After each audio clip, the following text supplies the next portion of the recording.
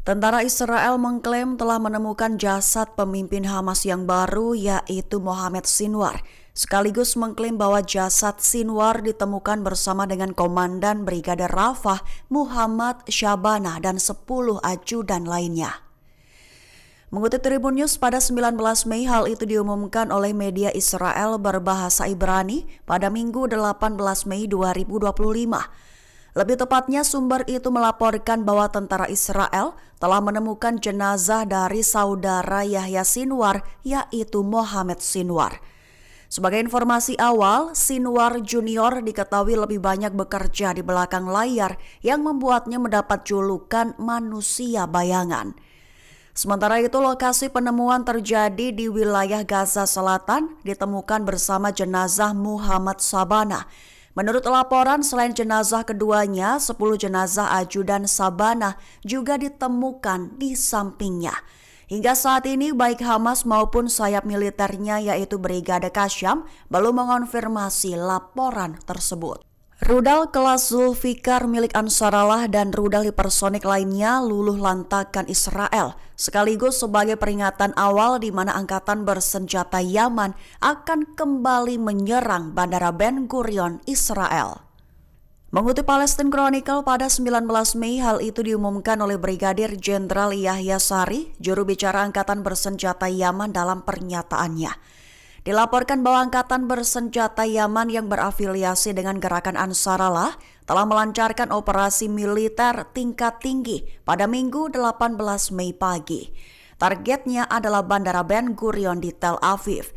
Yahya Sari mengumumkan rincian serangan itu dalam sebuah pernyataan yang disiarkan di saluran resmi.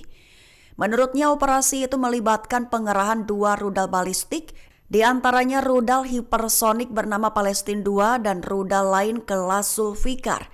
Sari mengonfirmasi bahwa rudal tersebut berhasil mencapai sasarannya, yaitu menghentikan sementara semua lalu lintas udara di bandara dan memaksa jutaan warga Israel mengungsi ke tempat perlindungan bom. Operasi Gideon's Chariots alias operasi kereta perang Gideon di Gaza telah dimulai. Pasukan IDF dilaporkan telah memulai serangan darat yang lebih agresif dan meluas di jalur Gaza.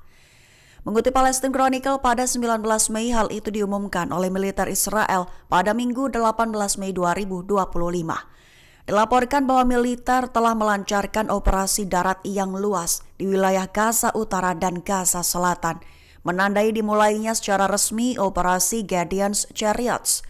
Dilaporkan bahwa pasukan yang dikerahkan dalam operasi itu adalah pasukan aktif dan cadangan di bawah Komando Selatan. Senada juru bicara militer Israel Avichai Adrai menambahkan bahwa pasukan Israel telah mengintensifkan serangan selama beberapa hari terakhir. Tujuannya untuk mengganggu persiapan musuh dan mendukung serangan darat. Sebagai informasi tambahan, Kementerian Kesehatan Gaza melaporkan bahwa serangan Israel itu telah menewaskan sedikitnya 132 warga Palestina pada hari Minggu saja. Sebanyak 61 diantaranya tewas di kota Gaza dan jalur Gaza Utara, sehingga jumlah korban tewas dalam 3 hari ini menjadi sekira 500 orang.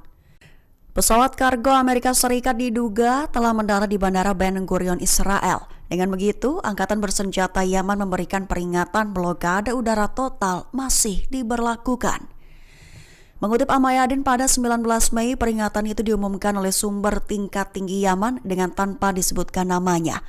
Perlu diketahui, terlihat dalam video yang beredar di media sosial yang menyebut bahwa sebuah pesawat kargo yang diduga milik Amerika Serikat telah mendarat di Bandara Ben Gurion.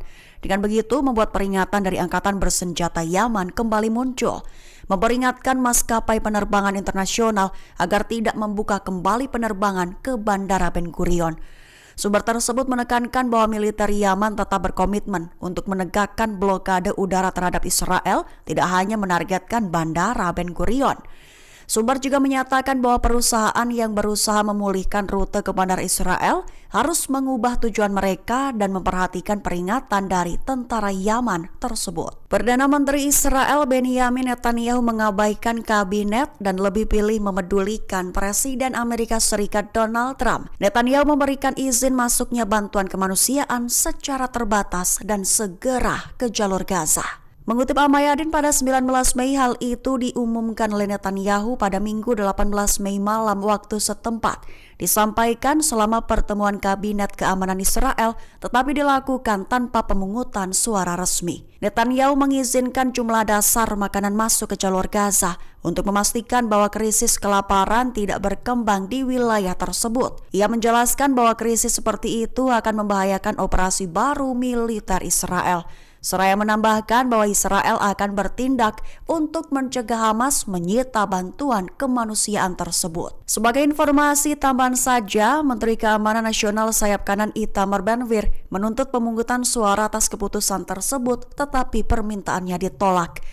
Lantaran setelah pengumuman dibuat, Netanyahu, sekretaris pemerintah dan kepala staf langsung meninggalkan rapat. Demo besar-besaran bela Palestina terjadi di Den Haag, Belanda pada Minggu 18 Mei 2025.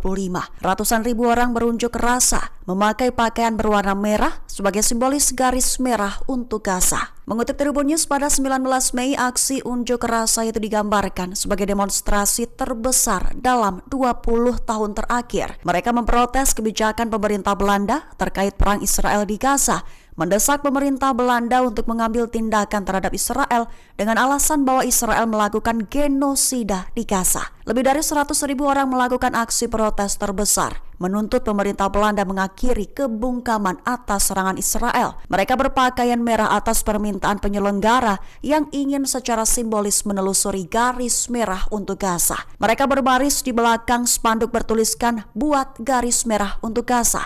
Massa juga meneriakan slogan-slogan seperti "Tangan kalian berdarah", "Hentikan genosida", dan "Hentikan pembunuhan anak-anak".